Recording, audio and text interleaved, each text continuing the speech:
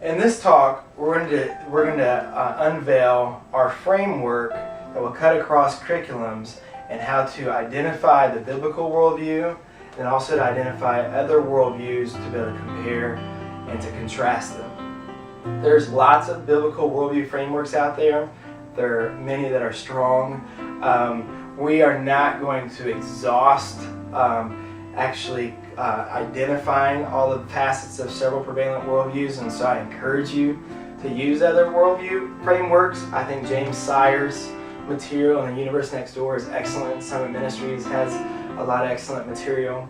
Our framework, we're going to go right into this, is based on what we call humanity's crucial questions. It doesn't matter if you live now, 3,000 years ago in Harappa and the Mohenjo-Daro civilizations in India.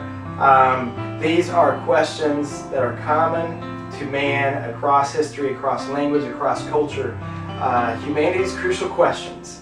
There's 5 questions you hear a lot, and then there's 2 more we're putting in there because they're always there, but we haven't often heard them in worldview frameworks. The first one is where did I come from? Origins. This cuts across all of our domains, whether it's an identity crisis in literature or it's the first cause in science, the questions of origin. Where did I come from? The second one that comes off of that is, who are we? What is reality? What am I? We're going back to Plato's dualism, the completely disconnected physical and spiritual realms. Is it pantheism, where there is absolutely no disconnection? God is everything and everything's God. Is it the understanding in the biblical account that we are actually, God, when He breathed life into Adam, He breathed it into physical flesh, He breathed it into spirit, He breathed it into the soul. So just who are we? What's reality? And the metaphysical reality tied in with it. Is it materialism? What you see on earth is all there is? Or is there clearly spiritual realms? Reality, metaphysics. The next one from that is what's our purpose? Why were we created? For what ends? How should we live? And then right along with it is how shall we live for our purposes? And that brings in morality. Are there bounds and limitations that guide correct living versus incorrect living? Is there good? Is there evil? And then right after that is you have the destiny question of where am I going? And you see these 5 questions constantly interplay throughout worldview frameworks. What we're adding is two issues that go all the way across civilizations. One is relationships, community.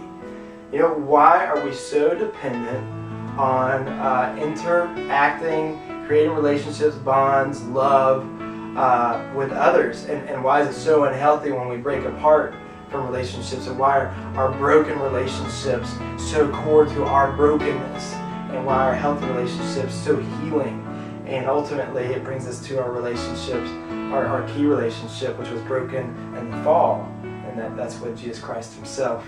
And with relationships, it's also the issue of beauty. Beauty is so clearly evident across mankind, and yet what's the source of beauty? Is there objective criteria to define beauty? Is beauty whatever you perceive it to be, as they would say in a postmodern worldview, or is beauty the actual illustration, illumination of the glory of Jesus Christ? So what is beauty? How do we know that a sonata by Mozart is beautiful? Why is it that humans flock to national parks like Yosemite to look upon the just vast beauty of nature, but we don't see bears migrating across the United States to Yosemite? What is it about beauty that enraptures us in mankind? So you take those 7 questions, and then you got the validating measures of what's epistemology? What is the source of truth in these worldviews? And then along with that, is there coherence? Each belief in the worldview, do they mesh together? And then the lifestyle produced by that worldview, does it correctly reflect that worldview? So we're going to go through biblical worldview and other prevailing worldviews fleshing them out according to our construct of humanity's crucial quest.